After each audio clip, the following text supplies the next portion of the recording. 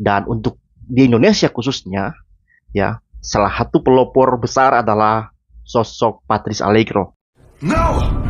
Through the laws of the Pope and the doctrines of men, the consciences of the faithful have been miserably vexed and flayed. Will you recant or will you not?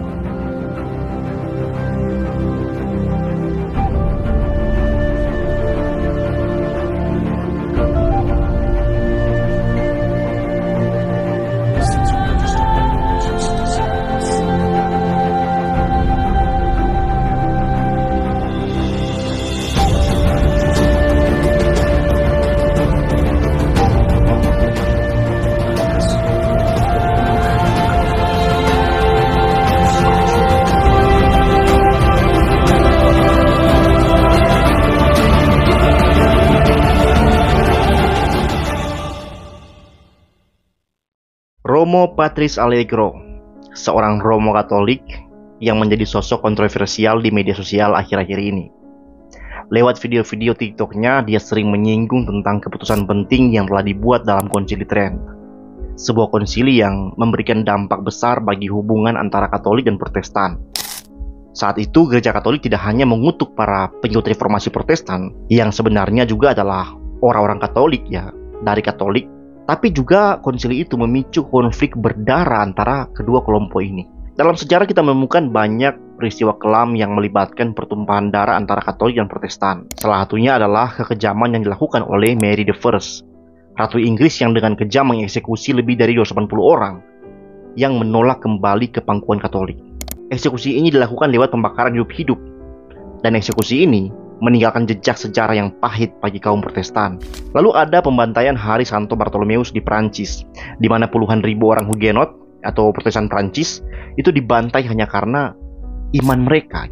Dan ada juga pemberontakan di Irlandia pada tahun 1641, di mana ribuan Protestan dibunuh oleh umat Katolik yang merasa tertekan oleh karena pemerintahan Inggris saat itu.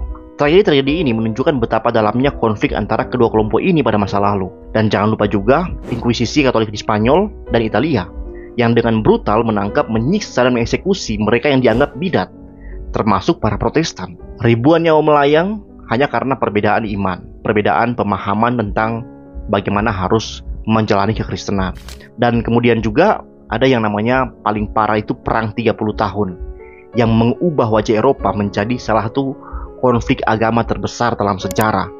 Meskipun akhirnya perang ini berakhir dengan perjanjian Westphalen yang memberikan kebebasan beragama bagi negara-negara yang terlibat, karena kerusakan dan kehilangan yang diakibatkan oleh perang ini sangat besar.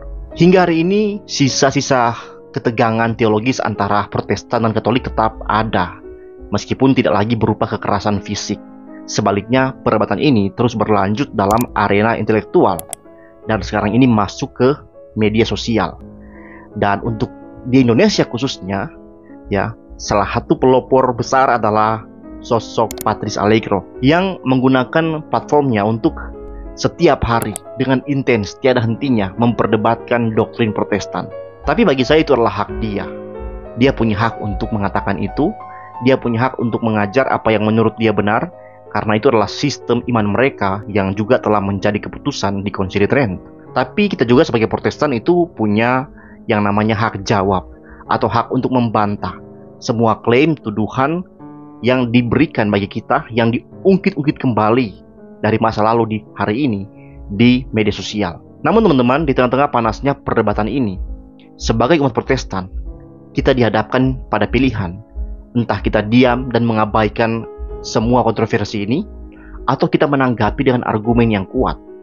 Bagi kami, para teolog dan para pelajar teologi ya, perdebatan seperti ini bukan sekedar soal menang atau kalah, atau mau menjatuhkan satu kelompok tertentu, tidak.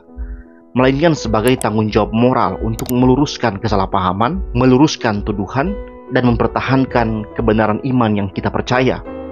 Ibarat seorang apoteker yang tahu bahwa ada racun yang dijual oleh sebuah apotek.